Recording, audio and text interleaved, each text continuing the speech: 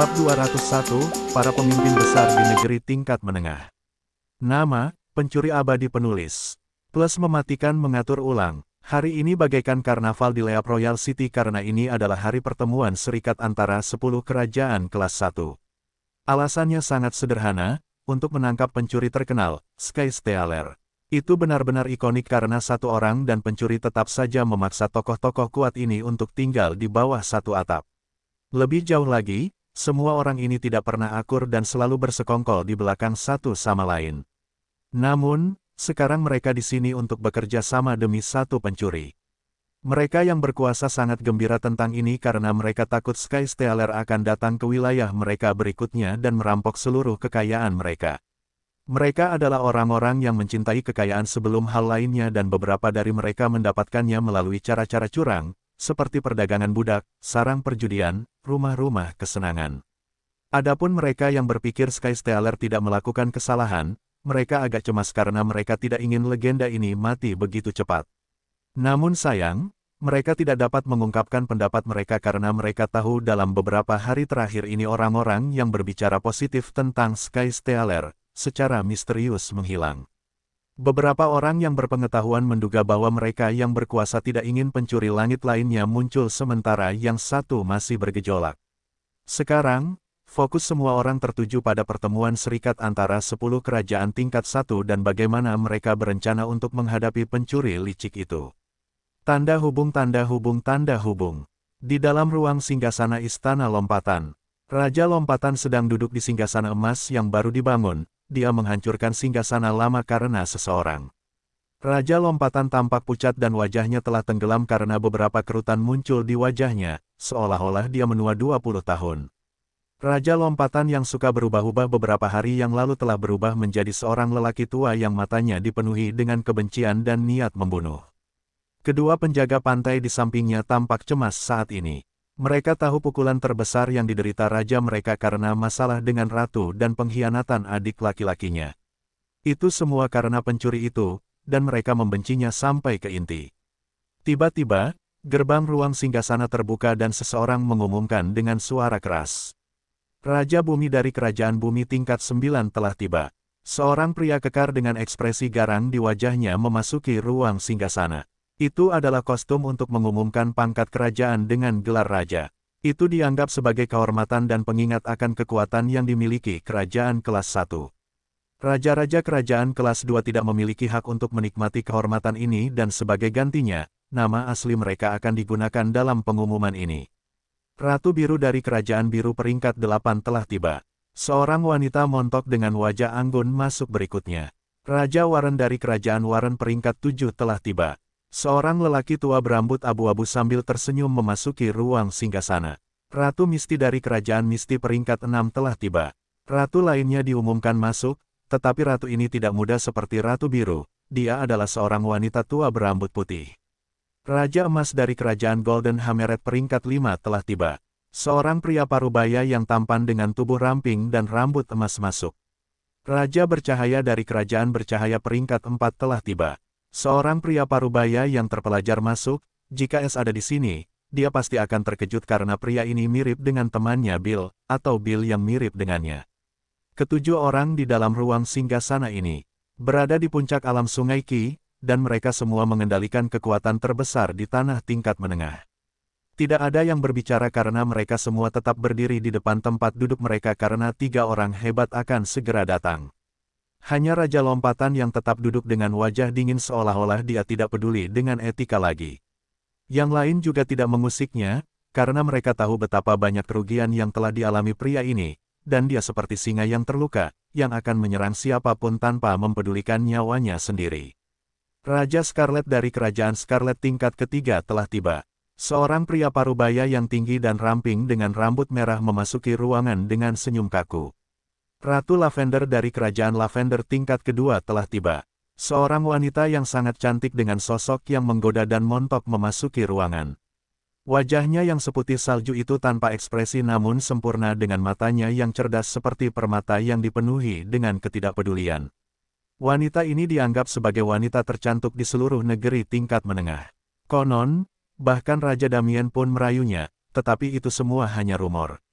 Setiap pria di ruangan itu mengintipnya, bahkan Raja Lompatan yang dingin pun menunjukkan sedikit hasrat, tetapi tidak seorang pun berani bersikap tidak sopan padanya karena wanita cantik yang sudah meninggal ini setengah langkah ke alam inti Sungai Qi dan hanya Raja Damien yang lebih kuat darinya. Raja pertama Middlelands, yang mulia, Raja Damien, telah tiba. Kali ini pengumumannya sedikit berbeda dari para penguasa lainnya.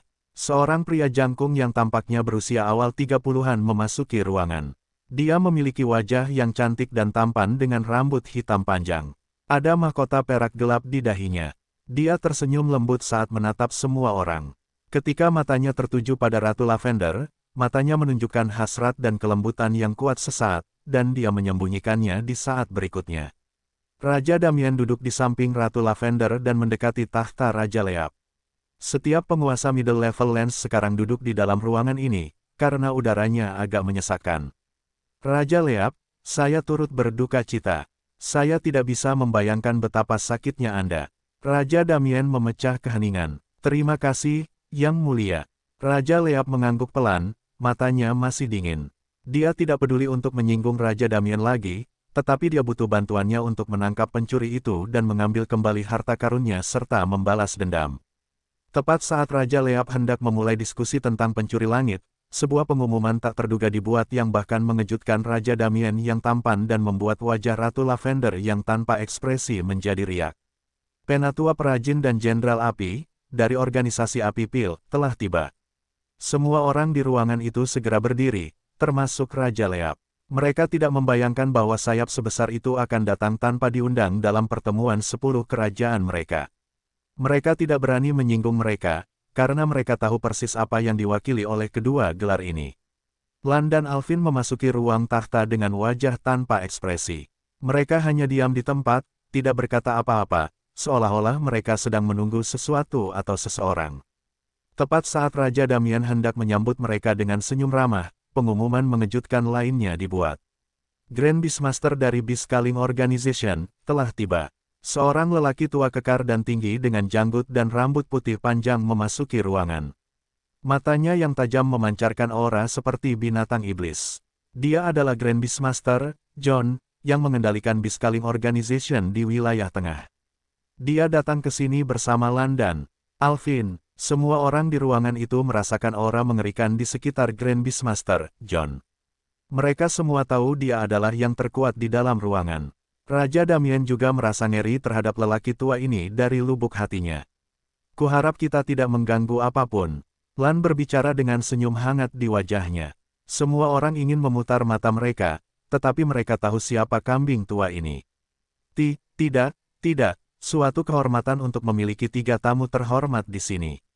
Raja Damien akhirnya berbicara dengan senyum ramah. Oh, bocah kecil Grayson, kau sudah dewasa, ya. Lan menatap Damien King dan tersenyum mengakui. Itu semua karena restumu. Damien King tersenyum canggung setelah dipanggil bocah kecil Grayson. Hentikan omong kosongmu, Lan, kau menyeretku ke sini hanya agar aku menonton drama sialan ini. John membentak Lan. Semua orang di ruangan itu terkejut melihat Beastmaster tua ini berbicara dengan Lan seperti ini. Tetapi ketika mereka memikirkan identitas mereka, mereka merasa hanya orang ini yang bisa berbicara dengannya seperti ini di seluruh negeri tingkat menengah. Lan juga tidak mempermasalahkan nada bicara John, karena dia tahu tentang temperamen temannya yang berapi-api. Dia menyeret orang ini ke sini karena kemampuan khusus John, atau dia tidak akan mau repot-repot datang ke perkumpulan semut ini. Namun setelah mempertimbangkannya, dia datang ke sini saat ini juga karena akan lebih baik jika mereka melakukan pekerjaan itu untuk mereka. Itu juga akan mempercepat proses menemukan pencuri yang penuh kebencian itu. Lebih jauh, John tidak hanya datang ke sini karena persahabatannya dengan Lan, dia juga di sini untuk menangkap pencuri itu karena Beastcalling juga mengejarnya. Begitu mereka menangkapnya, mereka akan memutuskan siapa yang akan membawanya, tetapi pertama-tama, mereka harus bekerja sama untuk menangkapnya karena setelah menganalisis kemampuan baru pencuri itu. Dapat dikatakan bahwa dia sangat ahli dalam kemampuan bersembunyi dan menyamar, dan dia juga ahli dalam keahliannya. Pencurian Lan dengan tenang menatap ke arah Leap King dengan senyum ambigu dan berkata, aku mendengar apa yang terjadi padamu, dan kita tidak bisa mengubah masa lalu. Tapi aku bisa berjanji padamu bahwa pencuri itu akan diadili dan apa yang dicurinya darimu akan dikembalikan padamu begitu kita menangkapnya. Mata dingin Leap King menunjukkan sedikit kegembiraan setelah mendengar janji Lan. Dia akhirnya melihat sedikit harapan untuk menenangkan harta karun itu tanpa membocorkan apapun. Terima kasih, tuanku. Leap King dengan cepat menunjukkan ekspresi tulus. Aku akan melakukan apa saja selama aku bisa membawa bajingan itu ke pengadilan, bahkan jika aku harus menyerahkan nyawaku. Kami tidak membutuhkan nyawamu. Lan terkekeh pelan dan melanjutkan, tunjukkan saja pada kami apakah pencuri itu meninggalkan sesuatu, dan dari rumor, kita semua tahu dia meninggalkan jejaknya. Mata Leap King berkedip dengan kebencian saat dia melihat tangan kirinya yang ditutupi sarung tangan hitam. Dia tahu jejak apa yang disinggung Lan. Dia menarik napas dalam-dalam dan mengangguk, jika tetua pengrajin mengacu pada tato burung hantu itu, dia memang meninggalkannya. Tapi aku punya sesuatu yang jauh lebih hebat daripada jejak kecil ini. Semua orang di ruangan itu menunjukkan ekspresi heran saat mereka tetap diam dan membiarkan Leap King melanjutkan. Leap King tidak berbicara lagi saat dia melambaikan lengan bajunya, dan singgasana emas yang baru dibangun itu melesat pergi.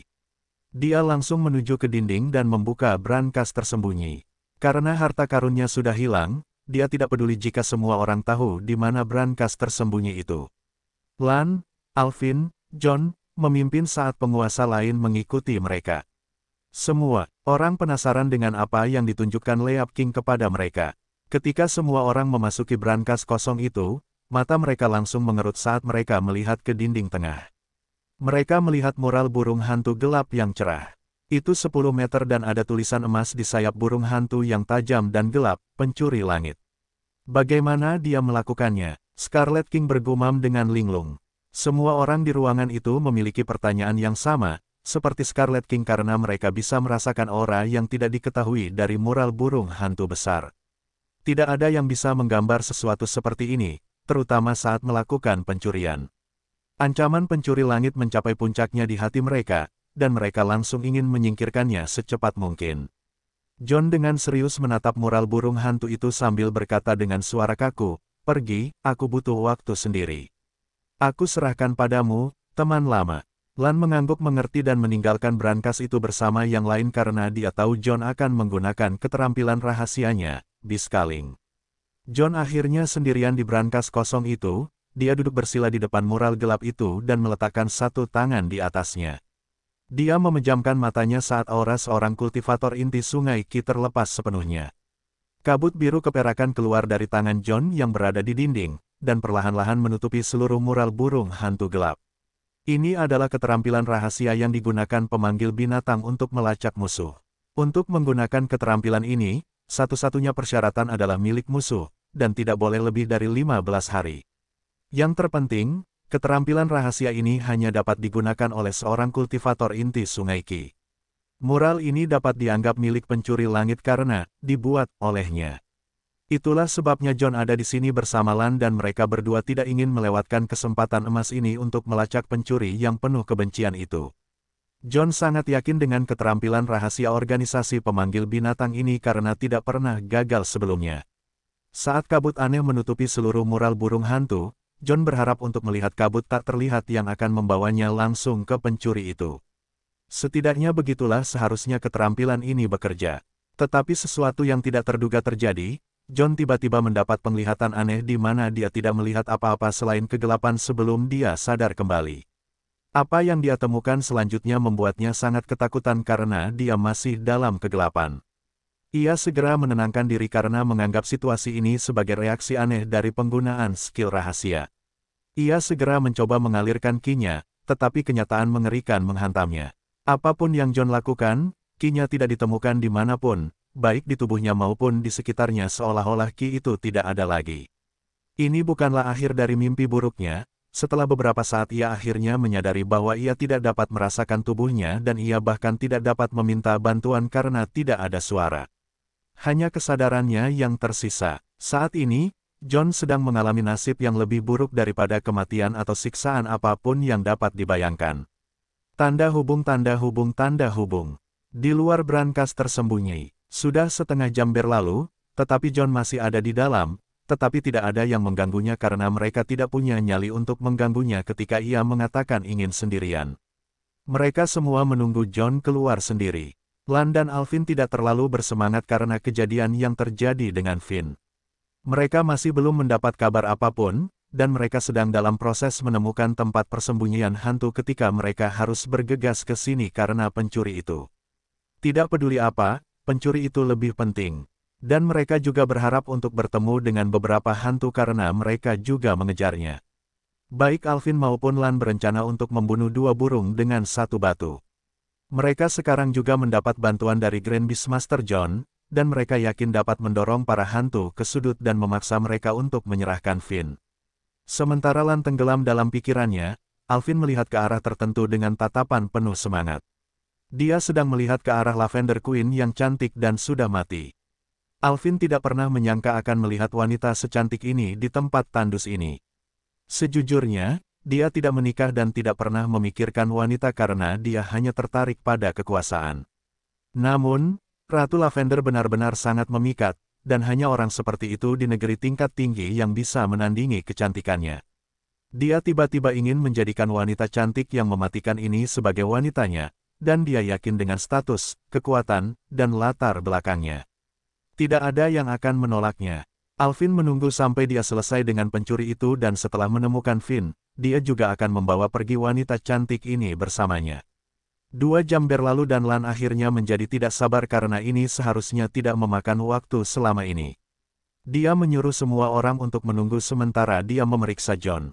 Lan memasuki brankas rahasia lagi, dan pemandangan di depannya sangat mengejutkannya. Dia tidak berani mempercayai apa yang baru saja dilihatnya dan melangkah gemetar menuju posisi tempat John duduk. Saat dia semakin dekat, wajah Lan kehilangan semua warna karena ketidakpercayaan dan ketakutan memenuhi mata tuanya. Sebelum Lan duduk, ada kerangka hitam di pakaian John. Tidak ada fluktuasi kehidupan, kerangka itu sudah mati. Lan tidak tahu apa yang terjadi, tetapi kerangka ini adalah milik John karena itu adalah auranya dan juga cincin penyimpanan John. Punggung Lan basah oleh keringat dingin sementara jantungnya berdebar kencang karena ngeri. Dia menatap burung hantu hitam itu dengan mata yang mengerikan. Satu-satunya dugaannya adalah semua ini terjadi karena John mencoba melacak pencuri itu. Dia tidak ingin tinggal di sini di hadapan simbol burung hantu yang aneh ini. Dia dengan cepat mengumpulkan sisa-sisa John dan dengan wajah pucat meninggalkan brankas tersembunyi itu. Ketika semua orang melihat Lan keluar dari brankas, mereka ingin bertanya tentang John tetapi berhenti ketika mereka melihat wajah pucat Lan. Kita pergi, perintah Lan kepada Alvin dengan nada yang kuat. Alvin tertegun, tetapi melihat wajah pucat Lan, dia tidak membalas dan mengikuti di belakang setelah melirik Lavender Queen untuk terakhir kalinya.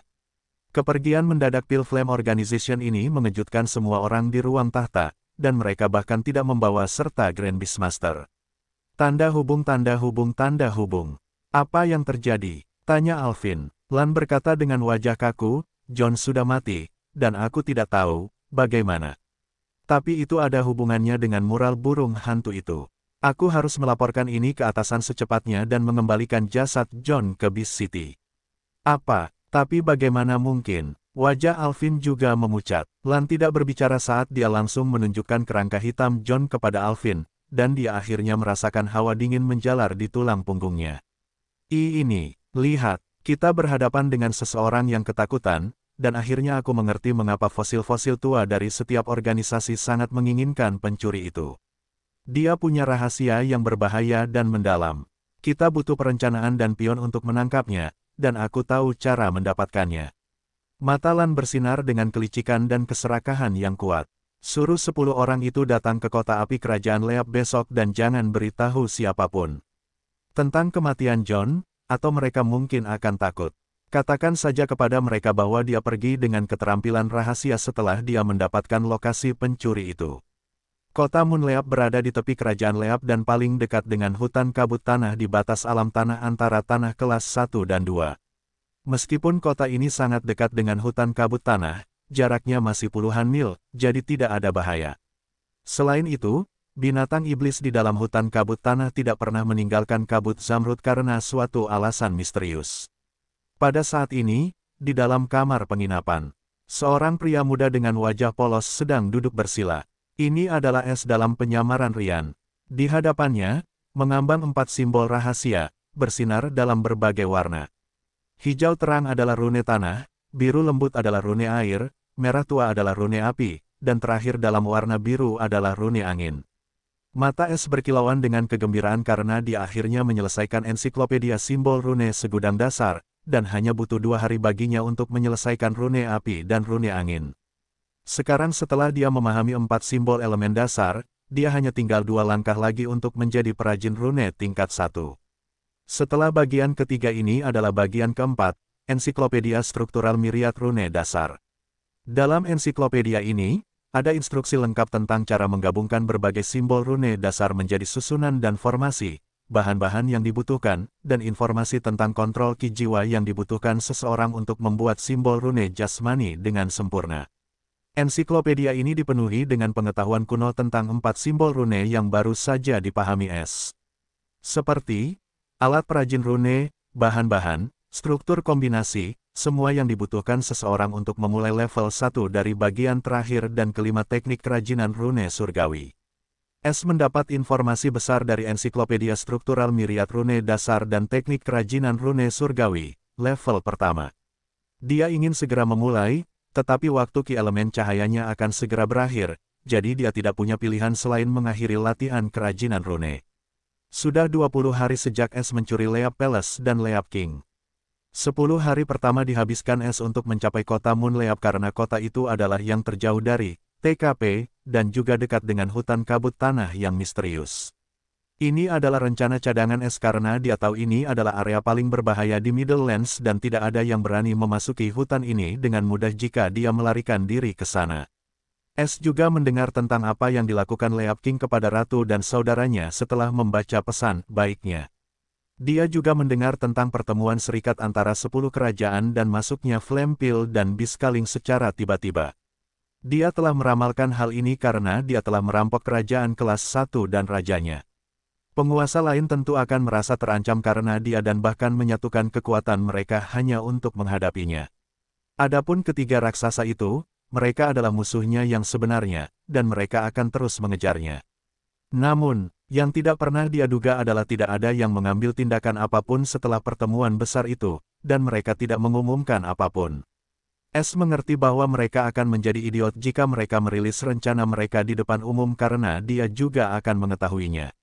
Yang tidak diketahui S adalah, dia menghindari peluru beberapa hari yang lalu, karena jika Leap King tidak menghancurkan takhta itu dalam kegilaan di mana dia menulis kata-kata itu sendiri dan John mencoba keterampilan pelacakan itu padanya.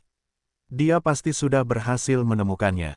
Namun orang-orang bodoh ini mengejar sesuatu yang diciptakan oleh sistem, sesuatu yang tidak akan pernah bisa dipahami oleh orang-orang seperti mereka atau siapapun. John bahkan berani menggunakan mantra pelacakan padanya, yang berarti dia sedang mencari kematian, dan dia sudah membayar harga yang mengerikan untuk itu. Lebih jauh lagi, satu hal yang masih belum diceritakan oleh Leap King adalah dia juga mencoba menghancurkan mural burung hantu karena malu dan marah, tetapi tidak peduli seberapa keras dia menyerang, dia bahkan tidak bisa menggoresnya.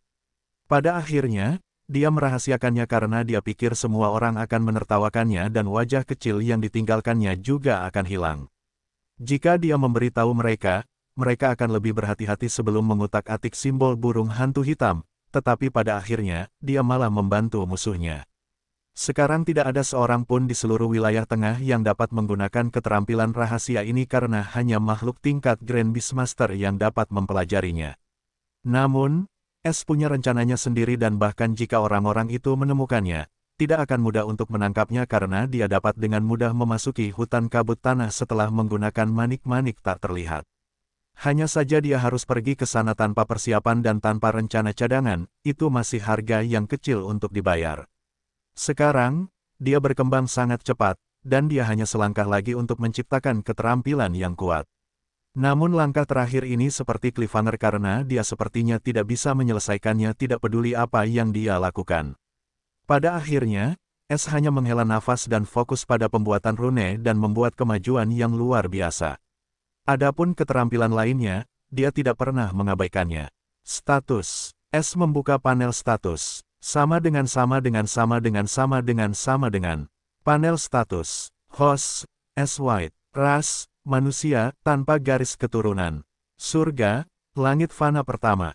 Budidaya bela diri, bangunan fondasi surgawi, tahap puncak.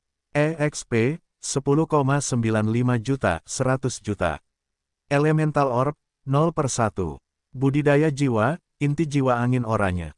SP, 51.030/100.000. Tanda hubung tanda hubung tanda hubung.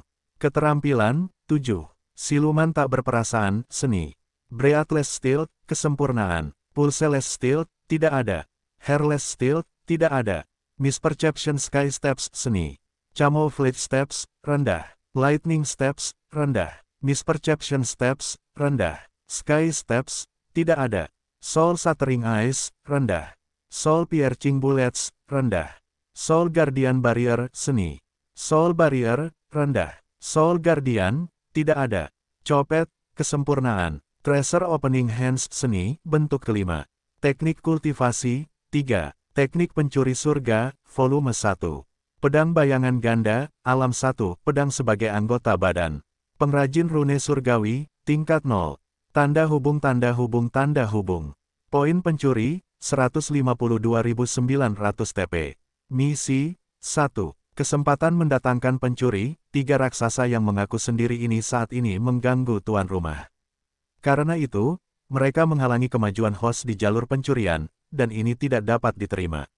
Silakan ambil kesempatan ini sebagai tantangan dan juga ajari Trigians pelajaran yang tak terlupakan. Misi, curi semua dari 10 cabang utama Trigians di 10 kerajaan teratas tanah tingkat menengah. Kemajuan, 0/30. Hadiah berdasarkan kinerja host. 3 hadiah tersembunyi. Waktu tersisa, 9 tahun dan 5 bulan. Hukuman kegagalan misi, toko sistem tutup selama 200 tahun. Sama dengan sama dengan sama dengan sama dengan sama dengan sama dengan. Bibir S terangkat setelah melihat keahliannya, dia telah mencapai batas kemahiran keterampilan di alam fondasi surgawi dan jika dia ingin lebih maju, dia harus mencapai alam sungai surgawi. Keterampilan jiwanya juga terbatas karena kultivasi bela dirinya, atau kemahirannya mungkin tidak hanya rendah. Tetapi ini tidak membuatnya patah semangat, dan dia terus meningkatkan aspek lain yang dia bisa, seperti pembuatan rune dan pedang. Bayangan ganda. Namun, ia telah mencapai titik kemacetan dalam pedang bayangan ganda, dan ia memiliki firasat aneh bahwa ia tidak akan menjadi perajin rune surgawi tingkat 1 hanya dengan ki jiwa duniawi, dan ia mungkin membutuhkan ki jiwa elemen surgawi. Ia hanya merasakan hal ini setelah ia mendapatkan 2 bagian terakhir dari teknik tersebut. Mengenai membeli sesuatu yang baru dari toko sistem, semuanya terlalu mahal dan dari label harganya, ia dapat menebak bahwa teknik-teknik ini bukanlah sesuatu yang dapat ia pelajari dengan begitu cepat. Setidaknya tidak sekarang, karena waktu untuk bertindak sudah dekat. S mendesah, aku harus menemukan bola elemen sialan itu secepat mungkin. Namun, aku tidak akan berjalan-jalan di taman, seperti terakhir kali. 10 hari lagi sebelum kompetisi terakhir antara 100 kerajaan di Institut Kerajaan Damien dimulai. S tersenyum ambigu saat memikirkan tentang final ujian rekrutmen Institut Kerajaan Damien. Dia juga menjadi bagian dari ujian pertama tetapi dibawa pergi oleh Alvin dan melewatkan yang kedua, tetapi yang terakhir sudah dekat, dan dia ingin menyelesaikan apa yang telah dia mulai. Sebelumnya, S berencana untuk masuk ke dalam institut dan memperluas wawasannya serta mencuri peserta tersebut sambil menjadi terkenal dalam prosesnya. Namun, semuanya tidak berjalan sesuai rencana ketika 3 raksasa mengganggu dan sistem mengeluarkan misi yang hampir mustahil. Namun, sekarang, dia tidak akan ikut serta untuk bergabung dengan institut. S akan mengikuti kompetisi terakhir karena akan ada banyak domba gemuk, dan dia dapat memanen sejumlah besar TP sambil juga mendapatkan ketenaran. Lebih jauh lagi, ini hanyalah sesuatu yang ekstra yang akan dia lakukan sambil memikat sayap-sayap besar tanah tingkat menengah di tempat ujian terakhir. Karena tempat ujian terakhir tidak lain adalah pinggiran hutan kabut tanah, dan S 90% yakin bahwa bola unsur berada di suatu tempat di dalam hutan misterius itu. Semua orang yang mengincar rahasianya dan musuh-musuh tersembunyi itu, mereka adalah pembantunya dalam menghadapi Orb Guardian. Semakin banyak, semakin meriah. Bibir S terangkat membentuk senyum dingin, dia tidak sabar untuk memulai permainan hutan kabut tanah tetap tandus sepanjang waktu karena bahaya yang mengitarinya. Namun, Hari ini, pinggiran hutan kabut tanah dipenuhi dengan orang-orang aktif. Ada ribuan anak muda berkumpul sejauh 1 mil dari kabut zamrud. Ke-50.000 anak muda ini adalah para jenius dari seluruh negeri tingkat menengah. Meskipun 80% berasal dari negeri tingkat 1 dan 18% berasal dari negeri tingkat 2. Negeri tingkat 3 adalah yang paling menyedihkan, hanya 2%. Semua orang memandang rendah mereka dan sama sekali tidak memandang mereka. Adapun alasan berkumpulnya mereka, itu karena ujian akhir rekrutmen Institut Kerajaan Damien. Ujian terakhir sudah diumumkan, yaitu bertahan hidup di wilayah terluar kabut zamrud selama 3 hari.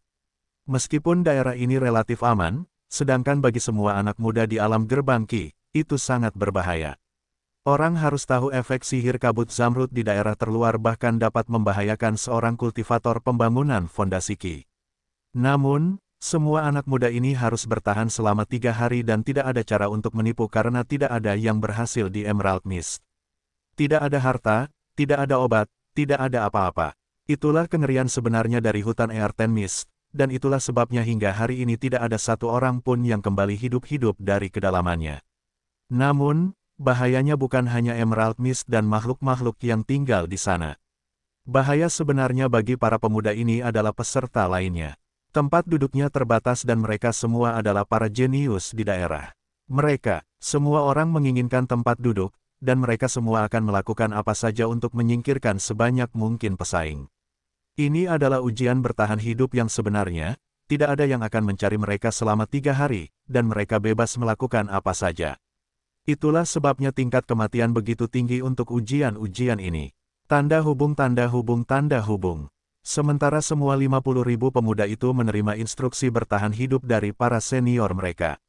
Seorang berpakaian hitam, wajahnya tersembunyi di balik tudung. Dia duduk santai di pohon aneh di dalam Emerald Mist seolah-olah kabut yang menakutkan ini sama sekali tidak berpengaruh padanya. Orang ini memang Es, yang datang ke sini pagi ini sebelum semua peserta. Mereka merilis berita tentang ujian terakhir ke publik, dan ini sangat menguntungkan Es. Dia sengaja memilih hari ini untuk memikat semua orang ke dalam hutan misterius ini dan di waktu luangnya memanen TP dari semua anak muda itu. Es sangat yakin bahwa bola unsur itu ada di suatu tempat jauh di dalam hutan ini. Kepercayaan dirinya datang dari Emerald Mist ini karena ketika dia bepergian dengan Alvin, saat itu Alvin tidak yakin dengan fisik elemen Fin. Dia mendengar tentang misteri hutan ini dari penjinak binatang tua dan menganggapnya sebagai rencana cadangan jika Fin bukan fisik elemen. Saat itu, Alvin bahkan menyuruh penjinak binatang tua itu terbang di atas Emerald Mist ini untuk memeriksa efek sihirnya. Namun dengan melakukan ini, Es juga bersentuhan dengan Emerald Mist dan langsung merasakan kemiripan antara Emerald Mist ini dan White Mist yang ditemuinya di hutan bulan di tanah tingkat rendah. Dia menemukan bola cahaya di sana. Meskipun kemiripannya samar, tetapi Es hanya perlu sejauh ini untuk mempertimbangkan bahwa ada bola elemen di sini dan datang ke sini setelah dia merampok kota api. Selain itu, Emerald Mist ini tidak memiliki efek apapun padanya, sama seperti kabut putih itu tidak memiliki efek apapun. Ini membuat segalanya lebih mudah baginya. Itulah sebabnya dia memilih untuk memancing semua orang yang mengejarnya ke sini dan membiarkan mereka mengikutinya, sehingga dia dapat menggunakannya untuk memancing penjaga bola itu pergi jika dia menemukan bola unsur itu. Meskipun rencananya untuk merampok kota api tidak berjalan seperti yang dia kira, dia masih memiliki banyak hal dan memahami kekuatan yang dihadapinya. Dia tidak bodoh lagi dan bahkan jika dia tidak menemukan bola unsur apapun, dia dapat melumpuhkan makhluk paling kuat yang mengejarnya, dan membuat misinya lebih layak. Sekarang, dia hanya menunggu ujian dimulai dan kemudian memulai permainan kecilnya. Es tiba-tiba membuka matanya, dan senyum tipis muncul di wajahnya. Dia merasakan banyak fluktuasi jiwa datang ke arah ini. Oh, tanda-tanda jiwa yang familiar ini. Mereka adalah beberapa orang dari kerajaan regal dan juga penguji. Es langsung ingat di mana dia merasakan tanda-tanda jiwa ini dan senyumnya melebar. 30 sungai kosong, 20 kedalaman sungai, 5 sumber sungai, oh, 1 penggarap sungai mengalir, dan ratusan penggarap alam yayasan Ki. Hehe, aku harus mulai dengan mereka, kali ini aku akan dapat menaikkan peringkat pencuriku. Detak jantung Es berpacu saat dia menghitung semua penggarap yang kuat itu. Semua penggarap ini ada di sini untuk melindungi beberapa pemuda penting seperti pangeran dan putri dari tanah kelas 1 dan para jenius lainnya yang dianggap penting oleh lembaga setelah mereka memantau mereka untuk ujian terakhir dan menyelidiki sejarah hidup mereka. Mereka tidak bisa membiarkan bibit-bibit ini mati apapun yang terjadi. Adapun S, setelah merampok Raja Lompatan, dia menjadi lebih percaya diri dalam merampok para penggarap di alam Sungai Qi dan semua orang. Yang melindungi anak-anak muda itu dari bayangan hanyalah TP di mata S sekarang. Dia bertekad untuk menaikkan gelar pencurinya kali ini, dia bersembunyi dan meringkuk cukup lama. Dengan senyum tipis, S menghilang di Emerald Mist. Semua anak muda itu memasuki Emerald Mist, dan yang membayangi mereka adalah orang-orang dari institut itu. Mereka hanya akan ikut campur ketika peserta khusus itu akan menghadapi kematian, bukan sebelumnya. River Shadow 9, ikuti Price of Earth Kingdom. Foundation Shadow 88 mengikuti Duke Brad dari Scarlet Moon Kingdom, dia sangat merepotkan. River Shadow 3 mengikuti keponakan Lavender Queen. Seseorang yang berpakaian serba hitam memberikan perintah semacam ini kepada semua orang yang bersembunyi itu. Dia adalah pemimpin bayangan, dia menunjuk semua orang menjadi peserta khusus berdasarkan kepentingan mereka. River Shadow adalah kultivator Sungai Qi dan Foundation Shadow adalah kultivator pembangun fondasi Qi. Mengenai jumlahnya, semakin sedikit jumlahnya, semakin tinggi kekuatan orang itu. Setiap bayangan menerima perintahnya, dan mereka membayangi target mereka. Pemimpin bayangan dan bayangan sungai nomor 2 dan 1 mengikuti 2 pangeran dan 1 putri dari keluarga Damien Kerajaan. Setengah hari berlalu dan 238 peserta sudah mati karena pertikaian internal di antara para peserta. Namun, semua yang tewas adalah rakyat jelata yang memiliki mimpi besar dan tidak tunduk pada keluarga besar serta ingin tetap mandiri. Inilah kekejaman sesungguhnya dari negeri ini, jika mereka yang berkuasa merasa terancam olehmu, dan kamu tidak mau tunduk kepada mereka, kamu akan menghilang secara misterius atau mati di selokan yang tidak diketahui. Semua orang jenius dengan latar belakang sederhana atau mereka yang berada di bawah tanah kelas 1 hanyalah tanaman di mata para bangsawan kerajaan kelas 1. Mereka memanennya atau membiarkannya membusuk sehingga tidak ada yang bisa memakannya jika mereka tidak bisa. S mengamati pertarungan antara rakyat jelata yang lemah dan bangsawan yang kuat, yang juga dilindungi oleh orang-orang di lembaga itu. Jika para bangsawan yang dilindungi itu akan mati di tangan rakyat jelata, orang lain akan campur tangan dan membawa mereka pergi. S merasa jijik dan suasana hatinya pun hancur, melihat ketidakadilan dari lembaga paling adil di negeri-negeri menengah ini. Pada akhirnya, itu hanya tipuan, dan ini membuat hati S menjadi dingin. Yah, aku juga butuh EXP, sebaiknya tidak disia-siakan. Kilatan tajam melintas di matanya dan dia akhirnya bergerak setelah mengamati selama setengah hari. Mengapa kau menyerangku? Aku tidak punya permusuhan denganmu. Seorang anak laki-laki pendek terengah-engah sambil meringis penuh kebencian pada seorang pemuda dengan senyum dingin.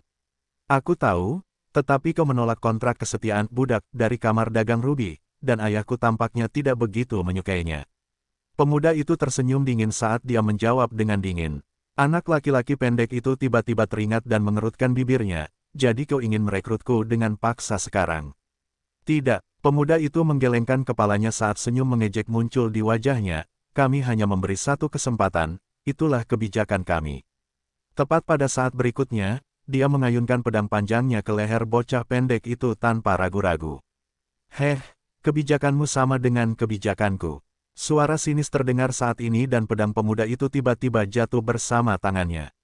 Semua orang tercengang dengan apa yang baru saja terjadi. Bahkan para kultivator puncak Qi yang melindungi pemuda itu tidak melihat apa yang terjadi. Ah, pemuda itu akhirnya sadar dan melengking seperti babi setelah melihat tangannya yang berdarah di lantai. Orang yang melindungi pemuda itu juga bergerak cepat, dia bisa merasakan ada sesuatu yang tidak beres dan ingin segera pergi dan melaporkan hal ini kepada pemimpin bayangan. Namun sayang, sebelum dia bisa melakukan apapun, dia merasakan pukulan keras di dalam otaknya dan dia langsung jatuh ke lantai, mati. Anak laki-laki pendek itu tercengang melihat pemuda yang menjerit-jerit itu yang tangannya terputus dari pergelangan tangannya. Dia tidak tahu apa yang sebenarnya terjadi, tetapi seseorang baru saja menyelamatkan hidupnya. Bajingan, aku akan membunuhmu. Wajah pemuda itu berubah penuh kebencian saat dia melengking. Heh, hanya kamu. Suara acuh tak acuh yang sama terdengar lagi. Sebelum dia bisa mengutuk lagi, matanya tiba-tiba kehilangan kilaunya, dan dia mendarat di tanah menjadi mayat. Wajah anak laki-laki pendek itu bersinar ketakutan saat dia melihat mayat itu, dia bahkan tidak melihat bagaimana orang ini mati. Terima kasih. Dia tergagap, dia tidak tahu apakah ini teman atau musuh, tetapi dia tahu jika orang ini menginginkannya mati, dia bisa melakukannya 100 kali lipat. Es menatap pemuda yang ketakutan dari pohon 10 meter jauhnya dengan senyum tipis dan berkata dengan dingin, keluar dari sini, tempat ini akan menjadi kacau, segera. Oh, dan tolong sebarkan berita bahwa pencuri langit ada di sini. Selesai berkata, dia meninggalkan pemuda yang tercengang itu di sana. Stealer. Jantung anak laki-laki pendek itu berdetak begitu cepat hingga hampir meledak ketika dia mendengar identitas penyelamatnya. Dia terus berdiri di sana selama beberapa saat dalam keadaan linglung sebelum akhirnya menenangkan diri. Senyum gembira muncul saat dia bergumam, aku diselamatkan oleh Stealer.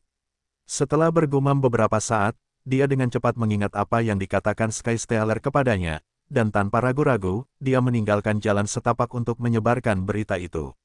Dia tidak tahu mengapa pencuri ini ingin semua orang tahu dia ada di sini, tetapi sesuatu yang besar akan segera terjadi di hutan kabut tanah. Tanda hubung. Es bergerak di antara pepohonan seperti hantu. Dia mengejar siapapun yang berada dalam jangkauan indera jiwanya. Dia merasakan banyak tanda tangan jiwa dan semuanya memiliki pelindung bersama mereka. Kuharap mereka akan memberiku setidaknya pencurian tingkat rendah. Es merenung dengan senyum penuh harap. Sekarang setelah dia menunjukkan kehadirannya dan memberitahu seseorang untuk mengumumkan keberadaannya, dia tidak punya banyak waktu untuk bermain-main sebelum semua makhluk kuat itu berlari ke sini. Dia berhenti 50 meter dari target barunya, ada tanah dengan 12 pemuda dengan 4 pelindung alam dasar ki tahap puncak. Tiba-tiba, 14 jejak jiwa bergegas menuju semua target itu dan beberapa saat kemudian mereka menghilang dan suara tanpa emosi dari sistem terdengar. Sama dengan.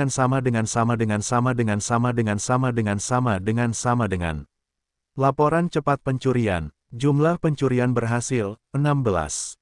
Pencurian tingkat rendah, 1. Total hadiah, 13.100 TP. Tanda hubung. Poin pencuri, 166.000. Tanda hubung. Pencurian tingkat rendah, 37. Sama dengan. Es tampak kecewa setelah hanya berhasil mencuri 1 kali dengan tingkat pencurian rendah setelah merampok 2 orang mati sebelumnya dan 14 orang ini. Selanjutnya, dia segera menutup panel notifikasi dan beralih ke target berikutnya. Tanda hubung. Begitu saja, seharian penuh dan semalaman. Ini seharusnya menjadi ujian bagi 50.000 anak muda, dan juga seharusnya menjadi ujian yang kejam. Namun, saat ini, hutan dipenuhi dengan kutukan dan umpatan. Hampir di mana-mana, orang bisa melihat sekelompok besar anak muda dan orang-orang berpakaian hitam bergerak bersama. Orang-orang dalam kelompok ini terlihat sangat bersatu, dan mata mereka merah karena suatu alasan. Orang bisa mendengar. Seseorang mengumpat dengan suara penuh kebencian dan amarah. Pencuri bajingan, keluarlah jika kau punya nyali, ayah ini akan mengajarimu bahwa mencuri adalah kejahatan. Seorang anak muda kekar yang marah berseru keras. Kembalilah ke barisan dasar otak-otot, kau bahkan tidak punya tato burung hantu jelek sepertiku. Aku akan mengukir burung itu di pantatku yang tergores itu dengan tombakku. Pria lain yang marah meraung sambil menunjukkan tato burung hantu di jari manisnya. Begitu saja, banyak suara marah terdengar saat beberapa orang menunjukkan tato burung hantu dengan kebencian yang mendalam. Apapun yang mereka lakukan, mereka tampaknya tidak bisa menghilangkannya. Ini benar-benar tercela. Semua orang tahu siapa pencuri ini karena hanya dia yang bisa membuat simbol burung hantu aneh ini tanpa ada yang mengetahuinya.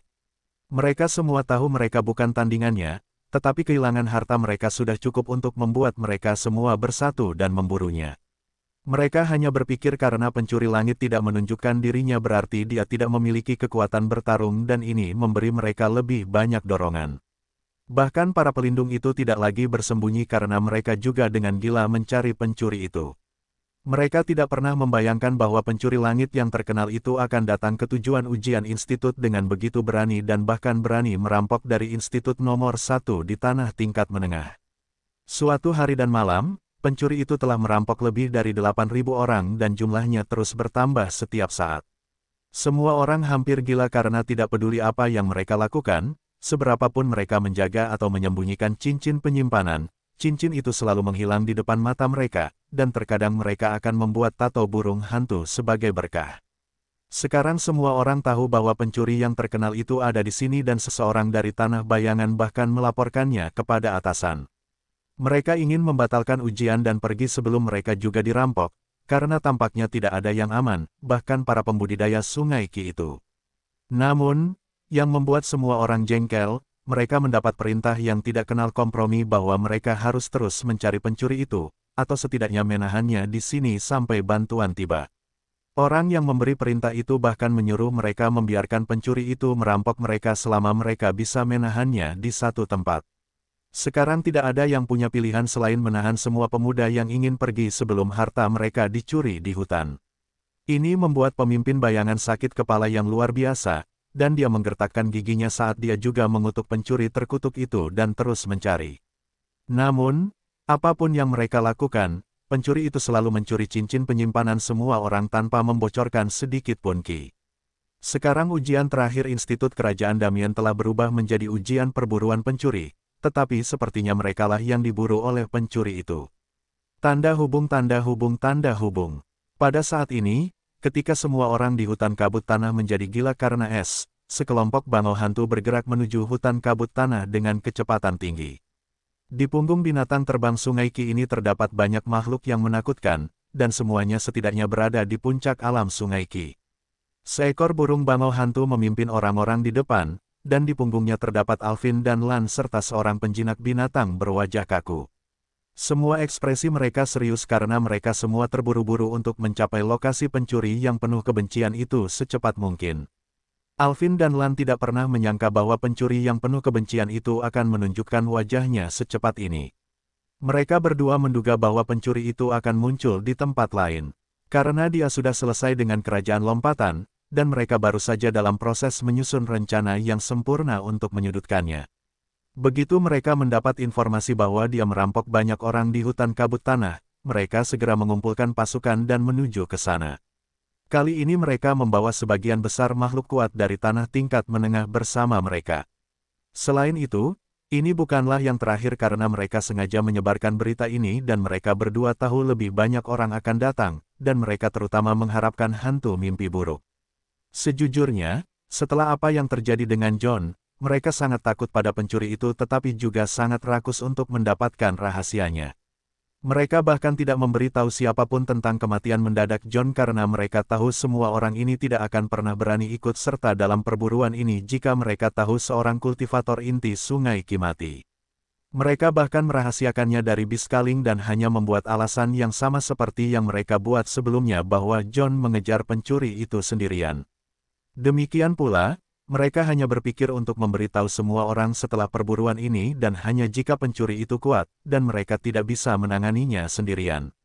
Mereka menyimpulkan bahwa pencuri itu mungkin tidak dapat menggunakan trik ini sepanjang waktu, atau dengan kehebatan seperti ini, dia tidak perlu mencuri sama sekali. Namun demi keselamatan, mereka berdua akan membiarkan yang lain menjadi pasukan meriam mereka, terutama hantu-hantu terkutuk itu, dan membiarkan mereka menguji keadaan untuk mereka. Jika mereka merasakan sesuatu yang tidak beres, mereka akan segera melarikan diri. Tanda hubung tanda hubung tanda hubung. Beberapa ribu mil jauhnya dari kelompok Pilflame dan Biskaling, sekelompok orang berpakaian hitam bergerak menuju hutan kabut tanah dengan kecepatan yang bahkan lebih cepat dari burung bangau hantu. Di bagian paling depan kelompok ini terdapat 3 sosok berjubah hitam dan seorang pemuda tampan berjubah merah, di belakangnya terdapat 2 wanita yang sangat cantik. Black Reaper, berapa lama lagi sebelum kita mencapai hutan kabut tanah ini? Aku tidak ingin kehilangan kesempatan untuk menangkap pencuri kecil itu. Pemuda itu dengan tenang bertanya kepada pria berjubah hitam yang berada beberapa meter darinya. Putra mahkota Mark, jangan khawatir, bahkan jika dia melarikan diri, dia akan menghalangi jalan kita. Hutan terkutuk itu bukanlah tempat yang bisa dimasuki siapapun. Sebuah suara penuh hormat namun percaya diri terdengar di balik jubah itu yang mengejutkan.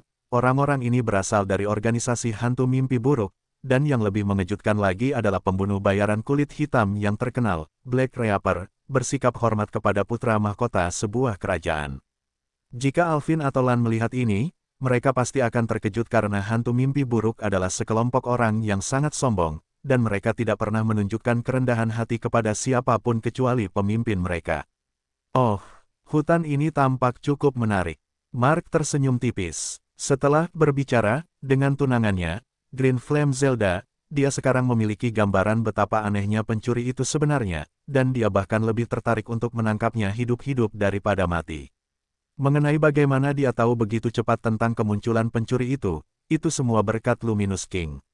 Luminous King terus memberinya informasi tentang rencana Lan dan Alvin selama berhari-hari tanpa seorang pun mengetahuinya. Saat mereka mendengar pencuri itu muncul lagi, Mark segera menghubungi para hantu karena dia membutuhkan seseorang untuk mengendalikan orang-orang Pale Flame dan Biskaling hingga dia menangkap dan membawa pergi pencuri itu. Adapun mengapa para hantu membantunya dan bahkan bersikap patuh kepadanya, itu semua karena, ya, putra mahkota, itu sangat berbahaya, dan akan lebih bijaksana untuk tidak masuk terlalu dalam. Suara renyah seorang wanita terdengar dari sosok berjubah lainnya, ada sedikit rasa takut ketika dia memperingatkan Mark. Baiklah, aku hanya menginginkan sesuatu milikku yang dicuri pencuri kecil itu. Mark berkata dengan tenang ketika sedikit niat membunuh melintas di matanya ketika menyebutkan sesuatu. Tanda hubung tanda hubung tanda hubung. Sementara pasukan yang kuat bergerak menuju area terluar hutan kabut tanah dengan kecepatan penuh. Hutan itu cukup ramai karena seorang pencuri. Pencarian masih berlangsung, tetapi tampaknya tidak ada yang menemukannya. Di suatu tempat di dalam hutan kabut tanah, di dalam gua yang tersembunyi di dalam kabut zamrud. Di dalam, seorang pemuda sedang duduk sambil menatap udara dengan mata membara, seolah-olah dia sedang melihat sesuatu yang tidak terlihat oleh orang lain. Siapa lagi ini kalau bukan S, yang sedang melihat panel notifikasi sistem dengan gembira. Dia sedang melihat jumlah pencurian setelah kerja kerasnya, dan dia tampak cukup puas dan gembira. Sama dengan. Laporan singkat pencurian. Jumlah pencurian berhasil, 11.290. Pencurian level rendah, 2.500. Total hadiah, 2 juta TP. Tanda hubung tanda hubung tanda hubung. Poin pencuri, 2.166.000. Tanda hubung tanda hubung tanda hubung. Pencurian level rendah, 2.537. Sama dengan. S menyeringai lebar seperti orang gila saat melihat jumlah poin pencuri yang sangat besar. Dia baru saja merampok 1/5 dari peserta, dan dia sudah mendapatkan 2 juta TP. Ini adalah ladang TP, dan dia senang telah melakukan ini. Namun, itu bukan akhir dari segalanya. Simbol panel pencuri juga bersinar terang, dan dia tahu apa artinya. Panel pencuri. Dia segera membuka panel pencuri itu dengan penuh semangat. Sama dengan. Panel pencuri. Pekerjaan tidak dapat diubah, pencuri. Nama pencuri, pencuri langit. Gelar pencuri, murid kegelapan. Pangkat pencuri, trainee. Pencurian yang dibutuhkan untuk mencapai pangkat berikutnya, 5.000 pencurian tingkat rendah dan 100 pencurian tingkat menengah. Ketenaran pencuri tuan rumah dan simbol baik. Simbol pencuri, burung hantu hitam. Simbol pemanggilan, terbuka pada level popularitas, ketenaran. Misi pekerjaan, 0. Tanda hubung tanda hubung tanda hubung tanda hubung. Bagian hitungan pencurian. Pencurian tingkat rendah, 2.537. Pencurian tingkat menengah, 1. Pencurian tingkat tinggi, 0.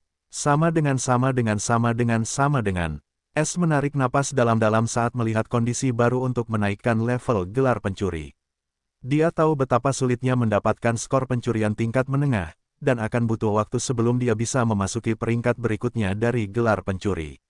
Namun yang membuatnya semakin bingung, jumlah pencurian tingkat rendah itu sama, dan sistem tidak mengurangi 500 pencurian sebelumnya dan membiarkannya di sana. Baiklah, 500 pencurian lebih sedikit untukku, kalau begitu. S menyeringai. Tepat saat S hendak menutup panel pencuri, suara tanpa emosi dari sistem itu menyatakan. Sama dengan. Selamat telah mencapai peringkat trainee pencuri. Hadiah, cup mesin trainee pencuri. Apakah tuan rumah ingin mengklaim hadiah sekarang? Ya, nanti. Sama dengan. Apa? Seru S keras-keras. Dia tidak mengira ada hadiah karena dia tidak langsung mendapatkannya saat mencapai persyaratan untuk naik level. Satu-satunya penjelasan adalah itu terjadi saat dia membuka panel pencuri. Dia menarik napas dalam-dalam sambil mencoba menenangkan jantungnya yang berdebar kencang. Tentu saja, aku akan menenangkannya. Dia bergumam cepat sambil mengalihkan pikirannya ke, iya, di panel transparan. Sama dengan. Hadiah telah dipindahkan ke ruang pencuri. Sama dengan.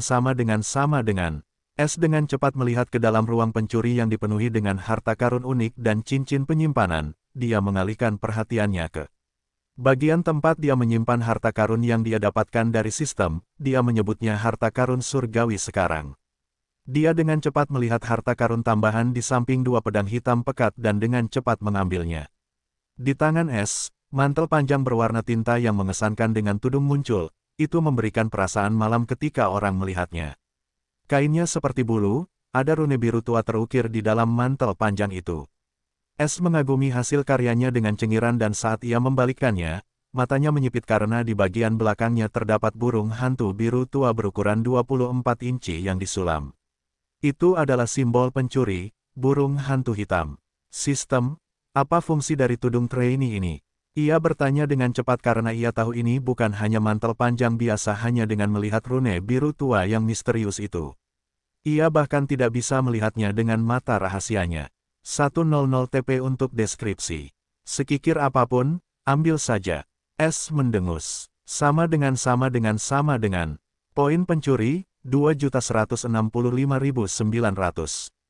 Tanda hubung. Tudung trainee pencuri, harta karun rahasia tingkat 12. Deskripsi, harta karun yang hanya dapat digunakan dengan ki kegelapan surgawi.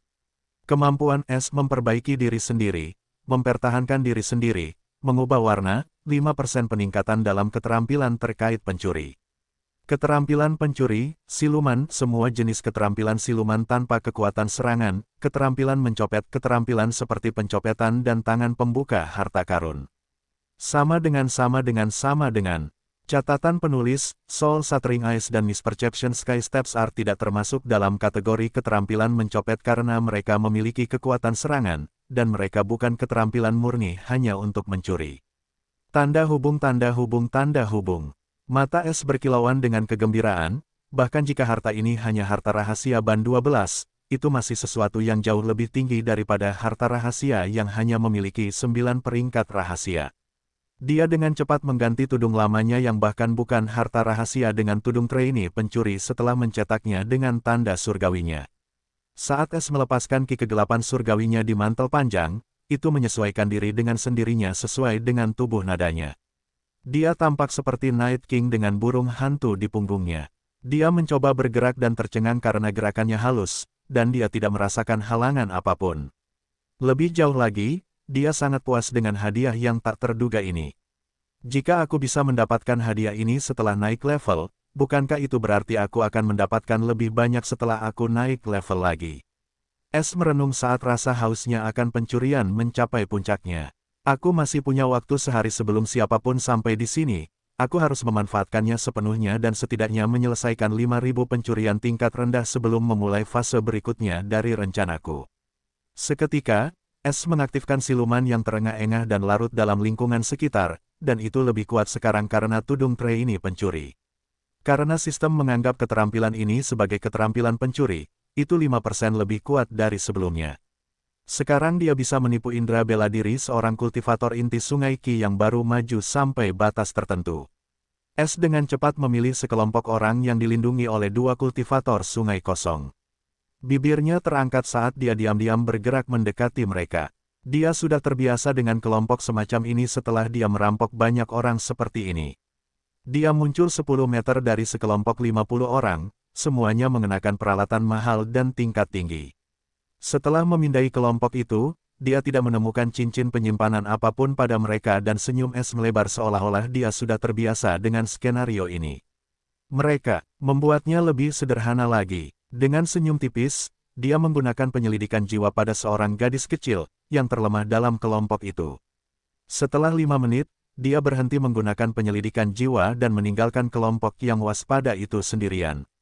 S mencapai area tertentu yang dipenuhi pepohonan, dia melihat dengan saksama dan, di pohon, dia melihat tanda samar tertentu seolah-olah terbentuk secara alami.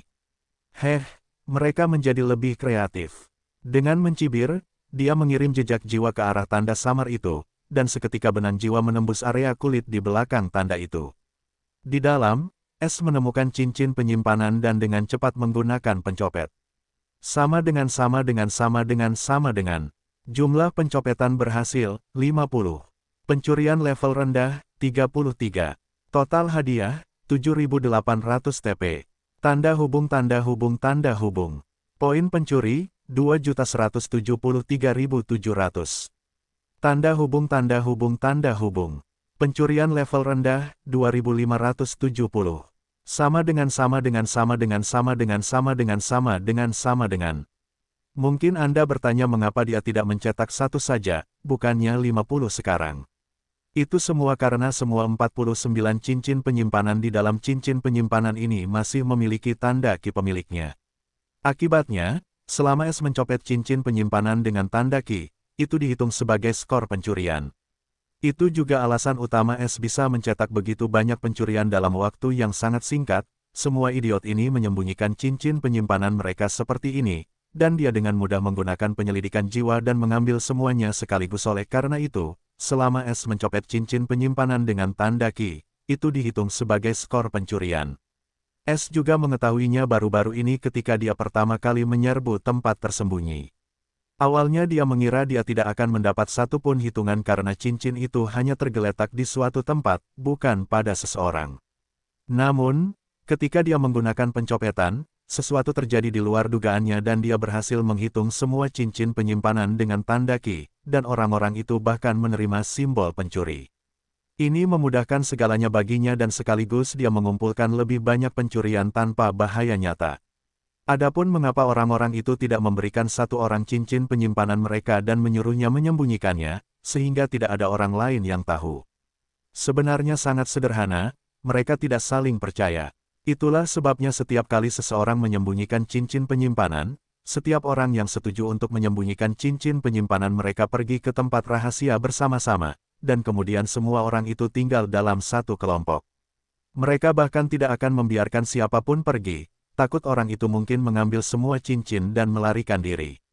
Meskipun cincin penyimpanan itu dilindungi oleh tanda ki, mereka tetap tidak mempercayai siapapun.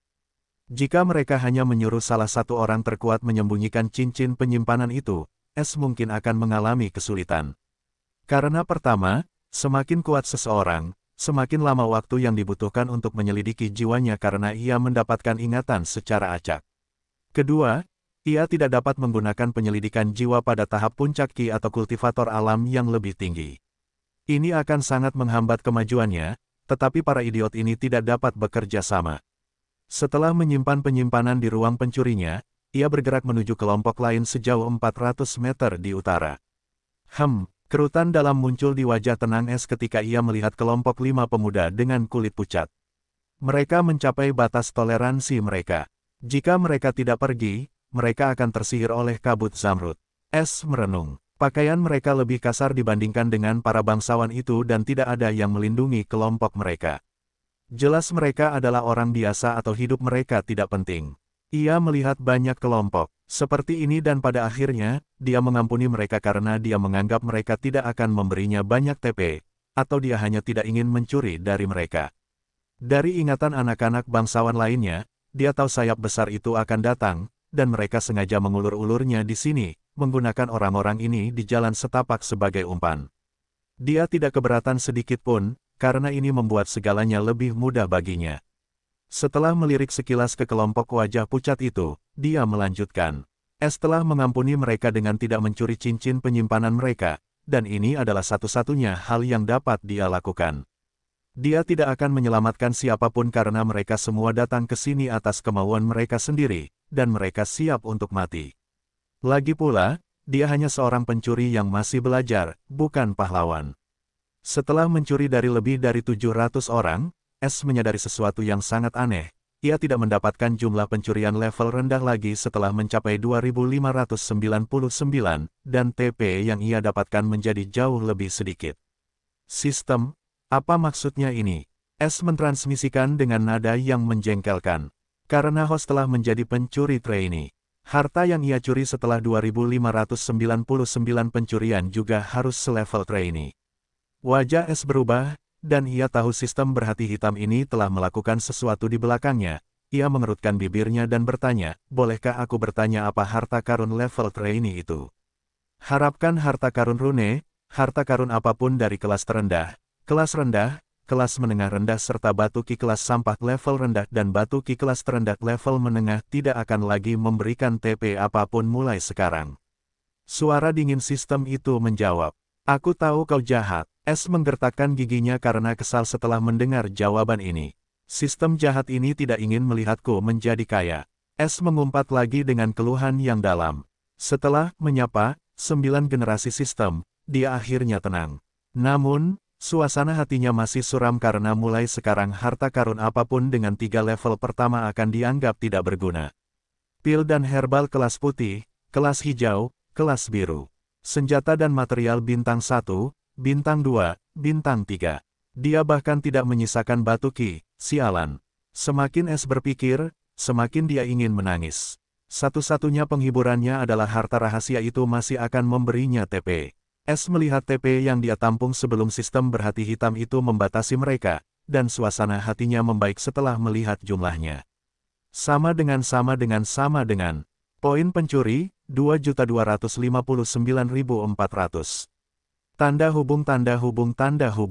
Pencurian tingkat rendah, 2599. Sama dengan. Sekarang aku harus mengejar mereka yang dilindungi oleh para kultivator sungai Ki saja. Dengan suasana hati yang suram, dia kembali memulai pencariannya untuk target tingkat tinggi. Tetapi bahkan setelah merampok lebih dari 200 pemuda yang tampak kaya yang dilindungi oleh para kultivator sungai Ki, dia masih tidak mencetak pencurian tingkat rendah dan yang paling menyebalkan adalah dia hanya mendapat 1050 TP. S sangat marah dan dia lagi-lagi menyapa semua generasi sistem sambil terus mencuri dari siapapun yang menghalangi jalannya. Sekarang, bahkan jika dia mendapat sedikit TP dari bocah-bocah itu, dia merasa setidaknya dia mendapat sesuatu. Dia campur tangan di pohon karena dia menjemput sekelompok lebih dari 200 orang dengan indera jiwanya dan yang terkuat di antara mereka tidak lain adalah 20 River Depth yang hilang, 5 River Source, dan 1 Flowing River Cultivator. Mereka semua menjaga para pemuda ini. Mata S berbinar saat senyum dingin muncul di wajahnya, jadi itu sebabnya aku tidak menemukan mereka. Mereka berkumpul untuk melindungi kelompok terkaya dari semua peserta. Nah, waktunya juga semakin dekat. Aku harus memulai fase kedua setelah penyerbuan ini. Dengan sedikit harapan, dia bergerak menuju perkemahan babi-babi kaya itu. Mereka hanya duduk di sana, dan menunggu si penjagal datang. Di dalam perkemahan, sebagian besar wajah pemuda pucat, dan kabut beracun bahkan memengaruhi beberapa kultivator dasar Ki. Suasana sudah suram, karena seorang pemuda berteriak pada pria berpakaian hitam membuatnya semakin suram. Apa maksudmu kita tidak bisa keluar? Apakah kamu tahu siapa ayahku? Wajah pemuda ini tampan dengan tubuh tinggi ramping, dia adalah putra bungsu Damien King. Damien Prince, ini perintah ayahmu, bukan perintahku. Pemimpin bayangan itu mengerutkan bibirnya sambil menjawab dengan kesal. Dia merasa tidak enak badan, tinggal di sini seperti kambing kurban. Namun, apa yang dapat dilakukannya selain mematuhi perintah? Yang dapat dilakukannya hanyalah mengumpulkan semua pangeran dan putri, dan beberapa pemuda penting lainnya dari 10 kerajaan teratas di satu tempat, sehingga ia dapat melindungi mereka dari pencuri yang penuh kebencian itu. Ia bahkan mengumpulkan semua cincin penyimpanan milik semua orang dan menaruhnya di tempatnya sendiri. Namun, ia tidak menyembunyikannya di tempat terbuka karena ia menerima banyak laporan bahwa hal itu tidak ada gunanya karena bajingan itu dapat menemukan mereka dimanapun seseorang menyembunyikannya. Itulah sebabnya ia melakukan sesuatu yang lebih gila lagi, ia membuat sayatan yang dalam di perutnya dan menaruh cincin penyimpanan itu di sana. Ia sama sekali tidak terganggu oleh hal ini karena tingkat kultivasinya yang tinggi, dan sekarang ia sepenuhnya yakin tentang keamanan cincin penyimpanannya. Ia bahkan ingin mengejek pencuri itu ketika ia akan gagal total. Pencuri itu terlalu kekanak-kanakan. Pemimpin bayangan mencibir, dengan gembira di dalam hatinya ketika ia memikirkan rencana persembunyiannya yang jenius. Tetapi jika kita tinggal di sini 2 hari lagi, kita akan sepenuhnya berada di bawah belas kasihan kabut jahat ini. Seorang gadis cantik di samping Pangeran Damien membalas dengan sedikit rasa cemas. Putri Damien, tanganku terikat dan yang bisa kulakukan hanyalah melindungimu, jadi harap bersabar. Pemimpin bayangan tersenyum kecut. Ia ingin memberitahu mereka tentang kedatangan para penguasa, tetapi ia takut pencuri itu akan mendengarnya dan melarikan diri, jadi ia tidak punya pilihan selain menyembunyikannya. Lebih banyak pemuda menunjukkan wajah tidak puas, tetapi mereka tidak dapat mengalahkan orang-orang ini, jadi yang dapat mereka lakukan sekarang hanyalah menunggu karena pemimpin bayangan juga mengambil cincin penyimpanan mereka. Es mendengar perdebatan ini dan tidak dapat menahan diri untuk tidak mencibir dengan jijik. Mereka bahkan menggunakan anak-anak mereka sebagai umpan. Seperti yang ia duga, mereka tidak memiliki cincin penyimpanan, jadi dia hanya menyelidiki jiwa yang terlemah seperti sebelumnya. Namun, dia tidak mendapatkan informasi apapun setelah bocah itu menyerahkan cincin penyimpanannya kepada pemimpin bayangan itu. Dia menyelidiki 2 bocah lainnya dan seperti sebelumnya, dia tidak menemukan lokasinya. Es menyipitkan matanya. Ini adalah pertama kalinya dia menghadapi situasi seperti ini. Haruskah aku pergi? Es menatap tajam ke arah pemimpin bayangan itu dengan tatapan dingin. Dia tidak berpikir ada orang yang cakap di antara para idiot ini. Yah, aku tidak bisa menyelidiki ingatannya. Lupakan saja. Es baru saja akan pergi dengan kecewa ketika sebuah rencana berbahaya terlintas di benaknya. Baiklah, senyum dingin muncul di wajahnya, dia akan mencoba sesuatu yang unik. Tepat saat pemimpin bayangan meredakan situasi, matanya tiba-tiba terbuka lebar saat dia melihat ke depannya dengan tidak percaya. Semua bocah nakal dan anggota kelompok bayangan lainnya yang melihat ke arah pemimpin bayangan menjadi bingung dengan ekspresinya yang aneh. Semua orang melihat ke arah pemimpin bayangan. Pada saat ini suara gembira seseorang terdengar dengan sedikit ketidakpercayaan, pencuri. Itu pencurinya, lihat dia berdiri di sana. Semua orang langsung mengalihkan fokus mereka dengan wajah yang menyihir. Ekspresi mereka juga berubah sama seperti pemimpin bayangan. Hanya 20 meter dari pemimpin bayangan berdiri sesosok, mengenakan mantel panjang berwarna tinta dan wajahnya ditutupi di balik tudung. Hal yang paling menarik perhatian adalah sulaman burung hantu yang mengesankan di bagian belakang mantel. Hanya satu orang yang berani mengenakan simbol burung hantu ini di seluruh negeri tengah, dan itu adalah pencuri langit. Kamu berani datang sebelum aku. Bagus, tinggallah di sini selamanya. Mata pemimpin bayangan berbinar-binar karena keserakahan saat dia merasakan bahwa orang yang berdiri di sana memang orang sungguhan, bukan ilusi. Meskipun dia tampaknya tidak memahami kultivasi orang ini, dia sama sekali tidak merasakan bahaya darinya. Hal ini langsung memberinya kepercayaan diri yang besar dan saat dia memikirkan semua hadiah di kepala pencuri ini, jantungnya langsung berdebar kencang. Cahaya biru tiba-tiba bersinar dari tangannya dan aura mengerikan dari aliran sungai Qi mencapai batasnya. Dia langsung melesat ke arah sosok berkerudung itu seperti anak panah dan meninju dada Es. Es tetap tenang saat melihat pukulan biru itu datang, karena dia sudah menduga hasil ini. Sambil tersenyum tipis, dia menggunakan langkah-langkah mispersepsi. Pemimpin bayangan tiba-tiba menyadari keanehan, dia melihat pencuri itu berdiri di sana, tetapi indranya terus mengatakan bahwa dia ada di belakangnya. Namun dia tetap mempercayai penglihatannya dan mengabaikan perasaan yang tiba-tiba ini. Swoosh! Pukulan biru itu menciptakan suara hembusan yang tajam tetapi hanya melukai udara. Tidak ada yang lain karena pukulan es tidak ada di sana. Hal ini membuat semua orang tercengang karena mereka melihat serangan kuat pemimpin bayangan itu hanya mendarat di udara kosong. Pencuri itu entah bagaimana berdiri 5 meter jauhnya di sebelah kiri pemimpin bayangan. Tidak seorang pun melihatnya bergerak, tetapi entah bagaimana seperti hantu dia muncul di sana. Hal ini mengejutkan semua orang. Apakah kamu sudah selesai? Sebuah suara acuh tak acuh membangunkan pemimpin bayangan dari kebingungannya. Dia dengan cepat berbalik ke kiri dengan wajah jelek, Bastid ini mengejekku. Tapi bagaimana dia bisa bergerak ke sana? Dengan mata dingin, pemimpin bayangan kembali menyerang es, tetapi kali ini kekuatannya bahkan lebih kuat dari sebelumnya. Terakhir kali dia ingin menangkapnya hidup-hidup, jadi dia tidak menggunakan kekuatan penuhnya, tetapi sekarang dia tidak peduli lagi. Es kembali menggunakan jurus-jurus salah persepsi dan bergerak dalam pola khusus, karena setiap jurus mengandung misteri yang dalam. Ini adalah bentuk ketiga dari jurus langkah langit salah persepsi, jurus-jurus salah persepsi yang dapat menipu persepsi seseorang. Sekali lagi, perasaan aneh itu muncul dalam benak pemimpin bayangan yang terus memberitahunya bahwa pencuri itu tidak ada di depannya tetapi di sebelah kanannya. Kali ini dia mengikuti perasaan ini dan tiba-tiba mengayunkan pukulannya ke kanan. Namun, menurutnya, tidak ada seorang pun karena dia meleset lagi. Mau mencoba lagi. Sekali lagi, suara acuh tak acuh yang sama berdengung dari belakang. Meskipun es tampak acuh tak acuh, dia sebenarnya sedang bersorak dalam hati.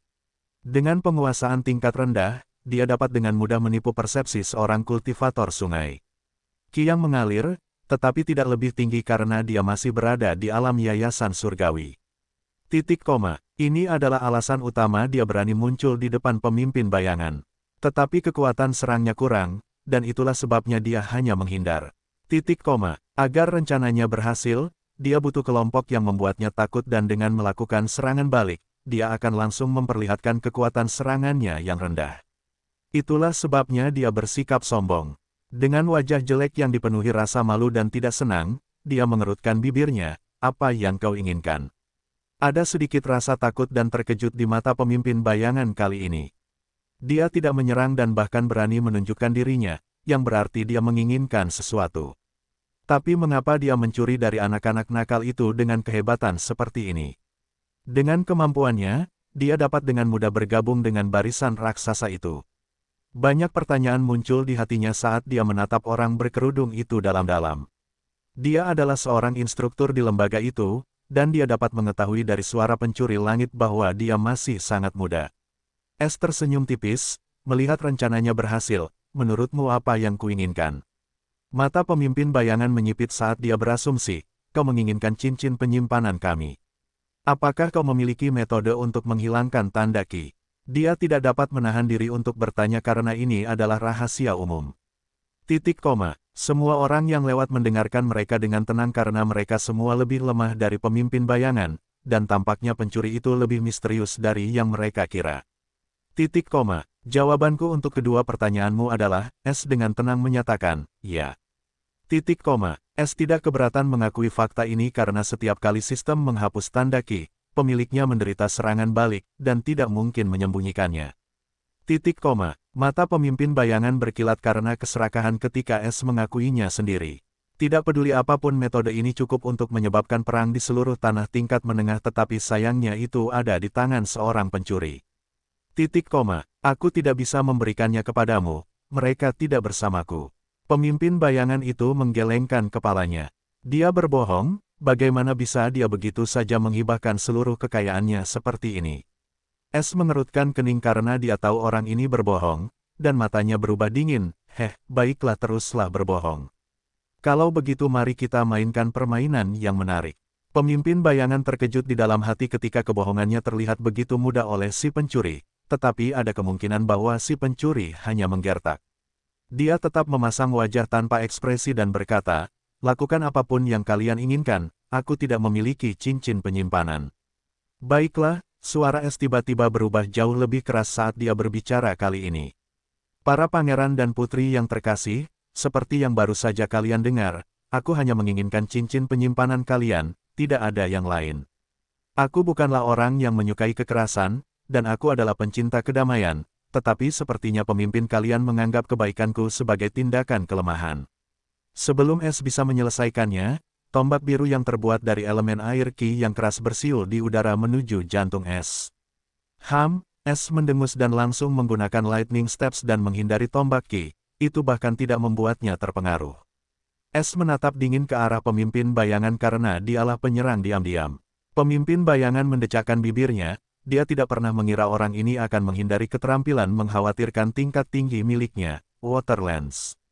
Dia pikir dia bisa menyelinap menyerang karena pencuri ini sibuk mengoceh, tetapi dia tampaknya meremehkannya lagi. S tidak berbicara kepadanya lagi dan melanjutkan apa yang dia katakan, di mana aku berada. Oh, seperti yang kukatakan, pemimpinmu tampaknya seorang yang terbelakang dan tidak peduli dengan nyawamu dan hanya cincin penyimpanan. Wajah pemimpin bayangan berubah, mendengar S memanggilnya terbelakang seolah-olah dia tidak ada di sana. Dia ingin menyerang lagi ketika dia tiba-tiba merasakan hawa dingin menjalar di tulang punggungnya seolah-olah telah dilihat oleh makhluk yang menakutkan. Siapa sebenarnya orang ini? Dengan mata ngeri dia menatap wajah S yang tertutup di balik tudung, itu seperti lubang hitam. S tidak tahu niat membunuhnya baru saja membuat takut seorang kultivator sungai Qi yang mengalir.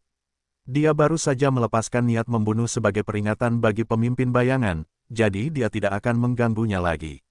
Melihat itu berhasil, dia melanjutkan, jadi, mulai sekarang, setiap 10 detik aku akan membunuh seseorang.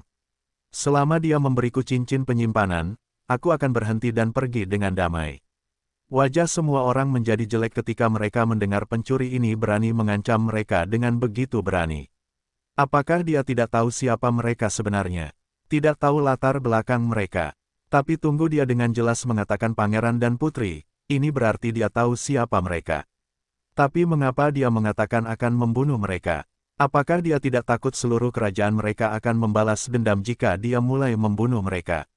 Bajingan, beraninya kau, niat membunuh pemimpin bayangan meningkat.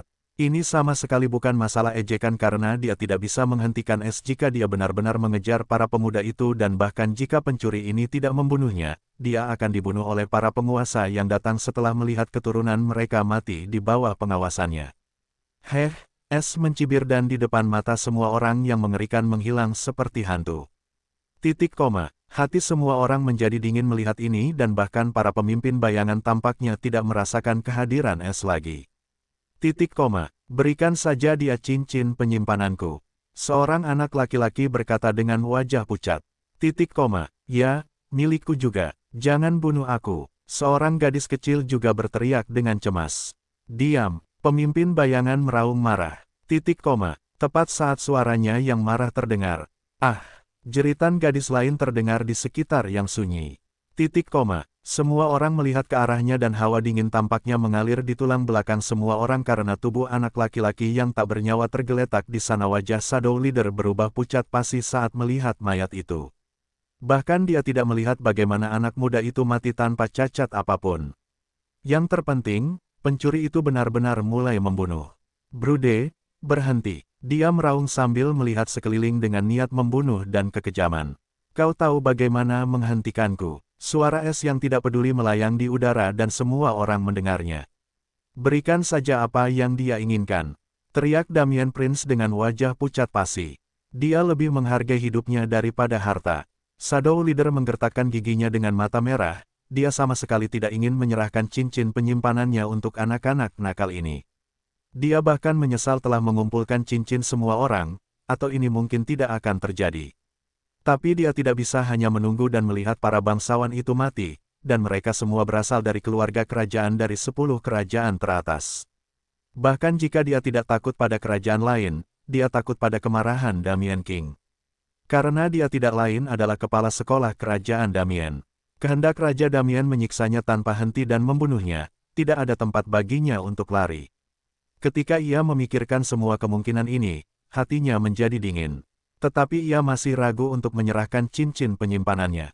Dia membunuh Pangeran dari Kerajaan Palu Emas. Seseorang berseru dengan ngeri. Bajingan, berikan cincin penyimpananku jika kau ingin mati, mati saja sendiri, jangan menyeretku bersamamu. Seorang pemuda berambut merah meraung saat ia menyerang pemimpin bayangan tanpa memikirkan perbedaan tingkat kultivasi mereka. Ia adalah Pangeran Merah, dan ia takut mati.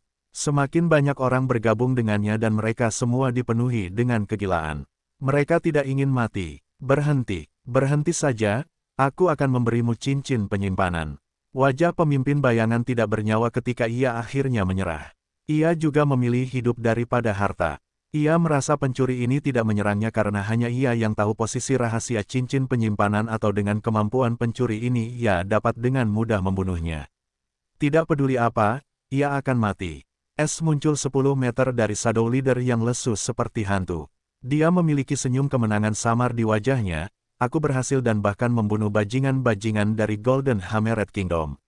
Sedikit kekejaman melintas di matanya ketika dia memikirkan Golden Hammerhead Kingdom.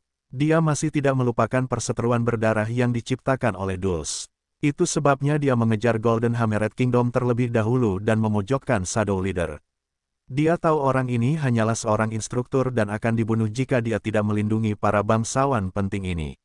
S mengambil risiko dan menunjukkan kepadanya betapa tidak berdayanya dia jika dia benar-benar membunuh, dan sekarang dia bahkan berpikir dia mungkin bisa membunuh seorang kultivator sungai Qi yang mengalir jika pihak lain tidak waspada padanya. Namun, sesaat kemudian dia menyingkirkan ide itu karena itu sangat berbahaya, dan dia bukanlah pembunuh yang haus darah dan hanya pencuri kecil. Dia tidak akan pernah membunuh dengan sembarangan tanpa alasan. Shadow Leader menggertakkan giginya saat melihat bajingan ini muncul begitu santai tanpa rasa takut.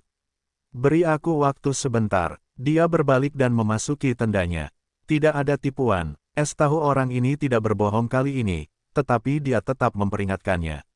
Shadow Leader menarik napas dalam-dalam dan membuka tinjunya dan dengan tangan gemetar, dia melepaskan baju besi dan jubah hitamnya. Ada bekas luka yang sudah sembuh di perutnya. Dengan kinya, dia sekali lagi memotong bekas luka itu dengan ekspresi kesakitan dan mengeluarkan cincin berdarah.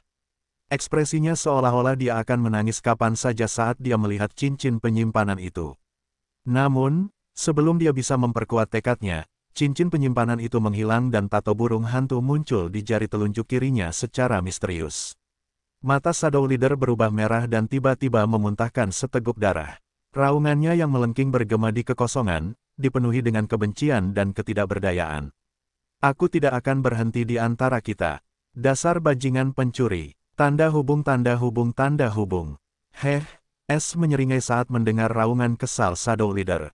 Dia melihat cincin penyimpanan, yang masih memiliki sedikit darah hangat. Dia mengamati semua yang dilakukan Shadow Leader setelah memasuki tenda dengan indera surgawinya. Bahkan dia harus mengakui bahwa metode ini unik dan efektif.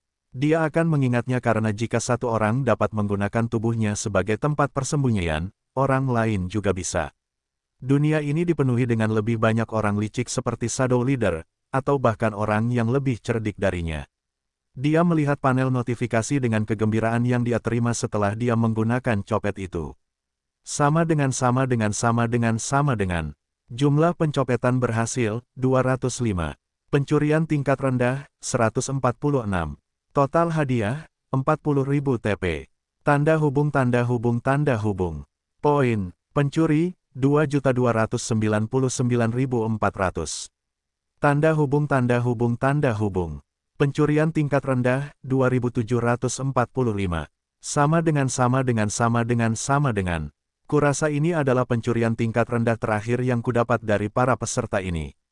Sekarang aku harus memancing, para pembantu, yang datang jauh di dalam hutan. Mata S bersinar dengan cahaya yang tajam. Tanda hubung tanda hubung tanda hubung. Hari yang lain berlalu, beberapa puluh mil jauhnya dari hutan kabut tanah, sekawanan bangau hantu terlihat. Binatang iblis manapun yang berada di kekosongan itu akan melarikan diri hanya dengan merasakan aura mengerikan yang dipancarkan kawanan ini. Setelah 15 menit, kawanan itu akhirnya mendarat 1 mil jauhnya dari kabut zamrud.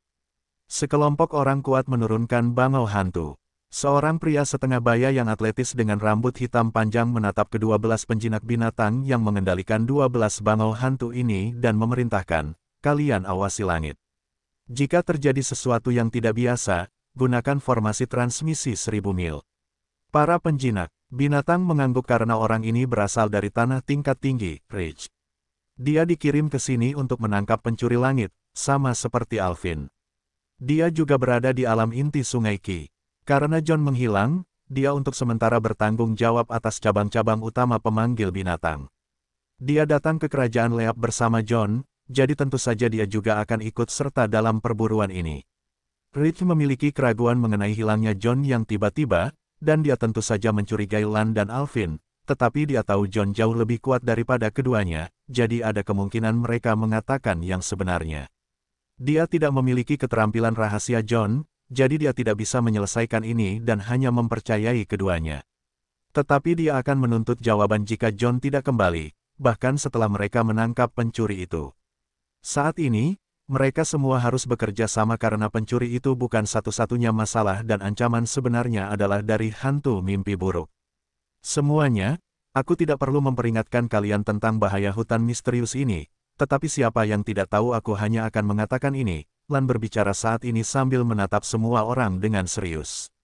Kabut zamrud ini bisa berbahaya bahkan bagiku jika aku masuk jauh ke dalam hutan. Kita di sini untuk menangkap pencuri yang tidak tahu luasnya langit atau kedalaman bumi. Dia menentang otoritas semua orang dan tidak mengikuti hukum tinggi yang kita pertahankan selama ribuan tahun. Dia seorang pemberontak, dan dia harus menghadapi penghakiman. Adapun semua orang yang mengikuti kita di sini, setelah menangkap pencuri itu, mereka akan menjadi hadiah yang melimpah bagi kalian dan wilayah kekuasaan kalian. Aku berjanji kepada kalian, atas nama organisasi Api Pil dan organisasi pemanggil binatang. Setiap penguasa yang berdiri di sana menunjukkan ekspresi gembira setelah mendengar janji hadiah dari Lan. Hadiah-hadiah ini akan membawa kerajaan-kerajaan itu ke tingkat kekuasaan yang baru. Lan sangat puas dengan reaksi semua orang dan melanjutkan, satu hal lagi, organisasi hantu mimpi buruk juga akan datang dalam 2 atau 3 hari. Jika kalian melihat salah satu dari mereka membunuh mereka semua, organisasi Api Pil akan bertanggung jawab penuh. Lan masih tidak melupakan insiden dengan Finn, dan dia juga menginginkannya kembali. Dia akan menyelesaikan masalah dengan mereka jika mereka berani datang ke sini. Setelah Lan memberikan arahan lebih lanjut, mereka memasuki kabut. Mereka akan menuju ke perkemahan pemimpin bayangan terlebih dahulu karena sebagian besar orang-orang ini memiliki kerabat di sini. Mereka akan membiarkan mereka semua keluar dari hutan terlebih dahulu dan kemudian benar-benar memulai pencarian. Tanda hubung tanda hubung tanda hubung. Setengah hari kemudian, lebih dari 24.000 peserta yang tersisa muncul dari kabut dengan ekspresi gembira dalam kelompok yang berbeda. Lebih dari separuh dari mereka mati, beberapa karena binatang iblis, dan sebagian besar dari mereka mati karena kabut zamrud. Meskipun demikian, mimpi buruk mereka akhirnya berakhir, dan sekarang saatnya bagi mereka untuk pulang. Bahkan mereka yang berada di kelompok bayangan dengan kultivasi dasar Ki keluar dengan ekspresi lega di wajah mereka. Namun ada juga sedikit ketakutan di mata mereka. Beberapa dari mereka memiliki tato burung hantu di jari-jari mereka. Itu adalah pengingat dan bukti bahwa apa yang terjadi akhir-akhir ini sama nyatanya dengan langit dan bumi. Terutama para pangeran dan putri dari kubu pemimpin bayangan. Mereka tidak akan pernah melupakan orang berkerudung misterius itu dengan sikap mendominasi. Ini meninggalkan kesan yang mendalam di pikiran dan jiwa mereka. Mungkin dia jahat atau seorang pembebas atau bahkan pencinta perdamaian seperti yang dia katakan, satu hal yang jelas. Orang itu adalah pencuri sejati 500 mil ke arah timur dari kelompok Lan. Sekelompok orang berpakaian hitam berhenti 100 meter dari kabut zamrud. Mark menatap kabut itu dalam-dalam dengan penuh minat dan berkata, bahkan aku merasa sedikit khawatir hanya dengan berdiri di sini. Ini adalah pertama kalinya Mark berada di tempat tandus ini dan sejujurnya, dia hanya menganggap tempat ini sebagai desa terpencil. Dia bahkan tidak takut pada orang-orang kuat itu. Ketika Mark mendengar tentang cerita-cerita yang berhubungan dengan hutan misterius ini, dia tidak pernah mempercayainya sampai sekarang. Dia bisa merasakan kabut ini dapat sangat menyakitinya, hanya jika kepadatannya jauh lebih kuat daripada kabut di depannya. Apakah budak itu menghubungimu? Bagaimana situasi dengan kelompok Pil Flame dan Biskaling? Mark bertanya kepada Black Reaper yang berdiri di belakangnya. Black Reaper juga terkejut melihat kabut ini dan merasa khawatir karenanya. Dia dengan cepat menjawab, "Ya, Yang Mulia, dia menghubungi 1 jam yang lalu, dan mereka baru saja memulai pencarian pada saat itu dan belum menemukan jejak pencuri itu." Salep yang dibicarakan mereka berdua tidak lain adalah Raja Bercahaya. Dia terus memberi mereka informasi tentang tindakan kelompok Lan, dia adalah mata-mata Mark. Cek, orang tua bodoh yang tidak berguna. Mark mencibir dengan jijik, ayo pergi. Berpencar dan jika kalian menemukan kelompok orang tua itu jangan menyerang. Target kita adalah pencuri itu, yang lain tidak masalah. Namun, jika ada yang mencoba menghalangi kalian, bunuh mereka tanpa ampun. Tapi kurasa tidak ada yang bisa mengenali kalian dalam kabut ini. 3 pembunuh ungu akan tetap di sini, dan 2 pembunuh biru harus pergi dan memantau penjinak binatang di sisi lain. Jika kalian menemukan jejak pencuri segera gunakan formasi komunikasi. jangan menyerang sendirian jika kalian tidak yakin menangkapnya hidup-hidup, ayo pergi. Sekelompok 25 pembunuh dan 3 orang pangeran akhirnya bergabung dalam keributan untuk memburu seorang pencuri di hutan kabut tanah. Tanda hubung tanda hubung tanda hubung. Alvin menjelajahi hutan sendirian sambil mencari jejak yang ditinggalkan pencuri itu. Wajah tampannya mengerutkan kening karena suatu alasan. Indra bela diriku sangat terganggu karena kabut sialan ini seperti terakhir kali dan bahkan dengan harta karun yang diperkuat aku hanya bisa mencakup area 150 meter. Suasana hati Alvin suram karena rintangan besar ini. Terlebih lagi, Alvin bisa merasakan kepadatan kabut semakin meningkat dan jangkauan indera bela dirinya terus berkurang karenanya. Tanpa kekuatan penuh dari indera bela dirinya, dia tidak dapat mencakup area yang luas, dan ini sangat membuat frustrasi. Ini terjadi pada semua orang yang memiliki indera bela dirinya, bukan hanya Alvin saja. Namun, ini bukan satu-satunya efek samping yang mereka hadapi. Pemulihan ki di dalam kabut zamrud juga sangat lambat. Semakin dalam mereka masuk, penggunaan ki tidak dapat mengimbangi pemulihan ki. Mereka harus bergantung pada batu ki. Semua orang harus terus menggunakan ki mereka untuk membentuk penghalang pelindung di sekitar mereka, sehingga ki tidak akan memengaruhi pikiran mereka. Meskipun, area ini tidak berbahaya bagi seseorang seperti Alvin dan tim. Namun, jika mereka tidak melindungi pikiran mereka sekarang, efeknya setelah masuk lebih dalam ke dalam hutan akan meningkat berkali-kali lipat. Inilah kengerian sebenarnya dari hutan misterius ini.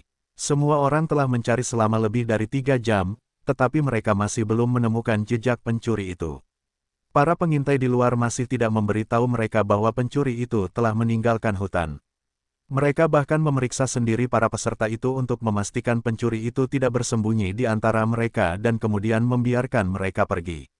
Ini hanya bisa berarti pencuri itu telah melarikan diri lebih dalam ke dalam hutan. Ini adalah berita buruk bagi semua orang. Mereka masih berharap dia berada di area terluar kabut tanah ini dan jika mereka tidak menemukannya sampai malam, mereka tidak punya pilihan selain pergi ke lingkaran luar hutan yang sebenarnya. Tanda hubung tanda hubung tanda hubung. Hutan kabut tanah dibagi menjadi 4 lingkaran, lingkaran terluar tempat kabutnya tidak begitu berbahaya. Lingkaran luar, tempat kabut zamrudnya 50% lebih kuat daripada lingkaran terluar dan bahkan dapat memengaruhi mereka yang berada di alam kedalaman Sungai Ki. Kemudian datanglah lingkaran dalam, yang kabutnya dapat memengaruhi puncak para kultivator alam Sungai Ki. Konon, di wilayah ini, ada banyak makhluk yang menakutkan.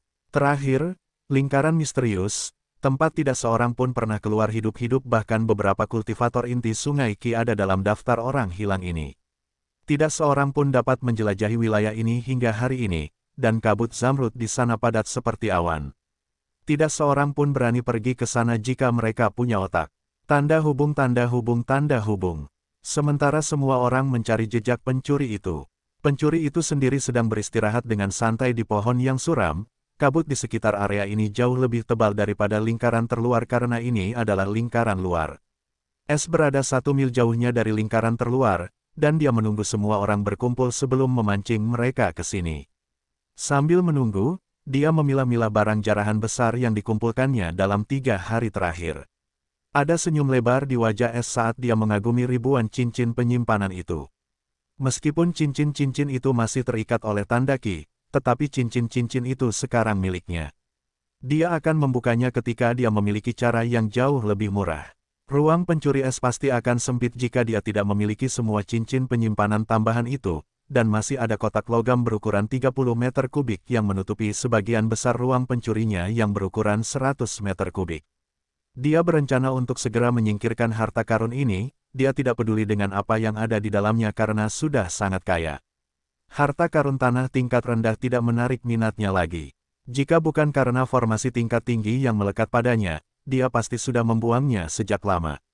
Setelah melakukan beberapa penyesuaian, dia melihat kepompong hitam pekat dengan garis-garis merah seperti beberapa rune, tepat di tengah ruang pencuri itu.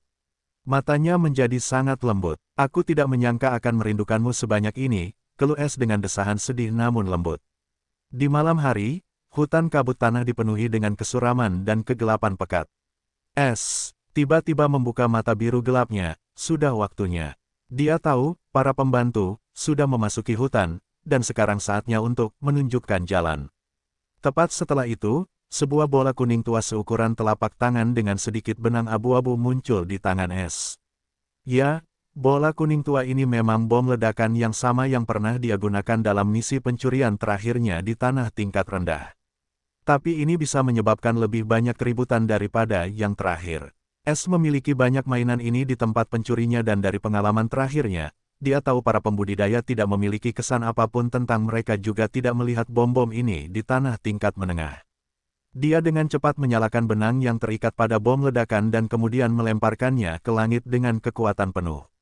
Itu menghilang dalam kabut. Dengan senyum musim dingin, dia bergerak lebih dalam ke lingkaran luar. Hanya 5 detik setelah lemparan, bumim, sebuah ledakan gemuruh terdengar di hutan kabut tanah yang sunyi dan mengejutkan semua orang dalam ribuan mil. Semua orang yang tengah mencari jejak Skystealer dengan wajah putus asa terkejut mendengar ledakan aneh ini. Namun, sesaat kemudian suara-suara gembira terdengar di hutan, dan beberapa menit kemudian semua orang bergerak menuju sumber suara dengan kecepatan penuh. Semua orang mengira seseorang pasti telah bertemu dengan binatang buas yang kuat, dan ledakan itu terjadi karena pertarungan mereka.